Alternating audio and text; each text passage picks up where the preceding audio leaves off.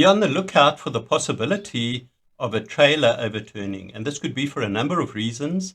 Fishtailing, as mentioned in a previous video, it could be an uneven road surface, a load that's not properly balanced, and when going around the corner it overturns. It could be impact or rear ending by another vehicle.